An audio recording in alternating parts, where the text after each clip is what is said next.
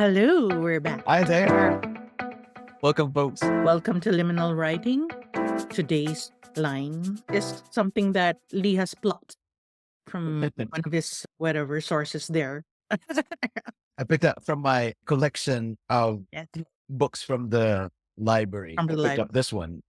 The So it's The Secret Secret of Life of Language. by That's Simon the author. Pulling. Yeah. And so Okay. I landed on the line Yes. by George Bernard Shaw, the Irish playwright.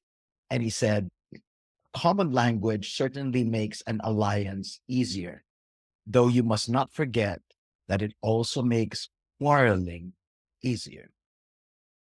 So Ooh, here we go. Who first? let's upend. I will do the first one. Yay! Right. Because he always points it to me to be the first one. Because that's brave. Okay, you go ahead. Okay. A common language certainly makes an alliance easier, though you must not forget that it also makes quarreling easier. We are the animals that have the language to love, to conquer, to explore, to maim, to cultivate, to lay out for all the best and darkest parts of being human. How much of our time is really spent deeply thinking about language and words, those that pull us to our better selves? Mhm. Only minutes rather than the years of despair and mud. That's it. Lord. Okay. All right, my turn. About you. You. Okay, so the quote was a common language certainly makes an alliance easier, though you must not forget that it also makes quarreling easier by George Bernard Shaw. That is what communication is about, isn't it? We tend to assume that it is about getting people to understand each other. That is our hope anyway. But at the end of the day, the end of a conversation, the end of a sentence, or maybe underlining all that, are the perspectives, values, principles that frame our use of language, of words that come out of our mouths or our pens. There are the attitudes, the egos, the heart, the goodness and evil that we, alas, as humans, are blessed and cursed with. Mm. So, yes, it can lead us to allyship, but in the same breath, or maybe in the next sentence thrown on the table, we can also quarrel, fight, debate. And we can only hope that understanding and choosing to be on the same page, or maybe separate pages but not setting fire to the other one, would be where we come to. Mm. In these seemingly dark times, we can choose to be enveloped by the dark cloud or move out of that space where that enormous cumulus is blocking out our sun.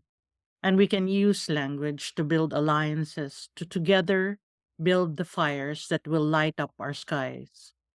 And yes, we can quarrel, but let that be the sort of quarreling that serves to unravel knots and line up threads that we can weave into tapestries. I didn't like that. Oh my God. That's very Landed broad. well. You landed well on that. Eh, Beautiful. oh, fire is the energy of the times. Yeah. I'm trying to be optimistic and hope And because it is. yeah, because we were chatting earlier. It hasn't been that way in the first few days of just this whole shifts globally. So you do rise, you do need to anyway, rise a bit. And this is why the tone of what I wrote is around that. Yeah. The way that we can all come together, it starts with thought. And then you express that, right? And then there's the part of listening to the other person. Yes. Uh, Yes. and I think that's the important part of language. It's not only the way that you express and convey, but there's the part of receiving that Mm-hmm. information and then seeing how it connects to the things inside of you, your values, the way that you look at the world, the way that you want to move in the world, in the way that you love others, right? Mm. And so with that language, there will be moments that we will be in disagreement with each other because And that's where we are. Like everybody's unique. yeah, But then, maybe we're referring a lot to not just work, but all, how we engage mm, in broader political or even social issues. But yes, it happens in relationships too, right? yeah, That is, when you're with someone, you kind of come to a common language about certain things, and it manifests in many ways. We have inside jokes. What do we call that? Yeah, correct, yeah, right, stuff that we talk about. It also enables also the differences to come out. yeah. But I guess that's where I was leading towards, that the hope is that this quarreling is about unraveling those, because sometimes we get all knotted up in Mhm. kind of a mess. I've got a sewing machine in front of me, and you're only able to create something if you're able to unravel that, and that hopefully is where quarreling, arguing, and debating can lead us to, that we are able to unravel those knotted up parts. Mm. So we can create something again that's more pleasing, productive, helpful, enabling of growth and love. I think the most challenging thing about language and communication is that pause, Yeah. that time wherein you receive Mm-hmm. from the other person and then think about, am I agreeing with this or am I having a pushback? I Mm-hmm. think that's the trickiest part because I think as adults, we have a tendency to say, oh, okay, I have a point of view already on that one. Yes. Yes. So is it necessary to always have point of view on the things that you hear from another person? Mm.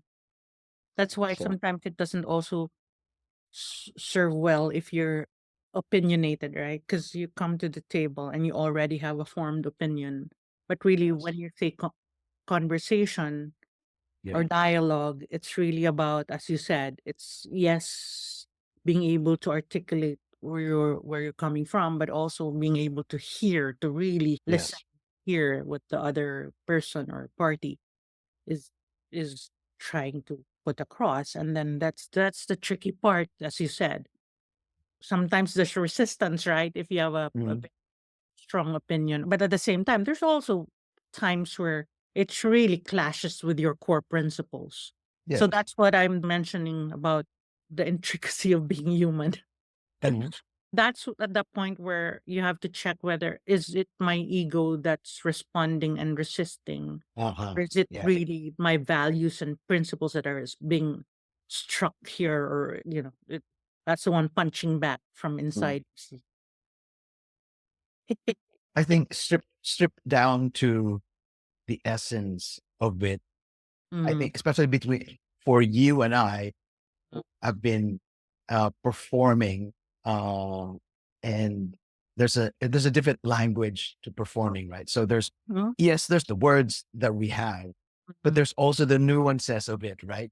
You can deliver a line, but you mean something different, That's right? So I think that's the the subtext.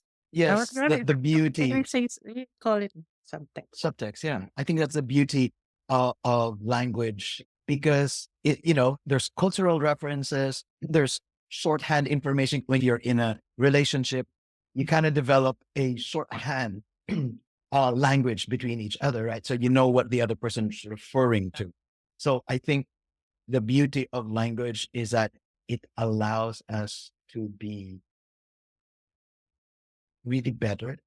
Yeah, I think it allows us to become better because you have to think And about how do you want to express yeah. yourself and just not go with your primal instinct, Mm, right? So if it's a protection mode or it's a mm, flee mm, mode or it's a fight mode. mm. So, but with language, the part of our brain that connects to language production and meaning is going to be different. Yeah. That's I like where this one. this liminal writing session brought Lee and myself. And again, the little trigger line was, a common language certainly makes an alliance easier, though you must not forget that it also makes quarreling easier. From George Bernard Shaw. Okay. Give it a try and see where it takes you. Yeah. So that's what this exercise is really for, and we're privileged to be able to share our raw thoughts with you. I hope you enjoyed listening to this one. Till the next time. See you next time. Liminal Writing. Bye now.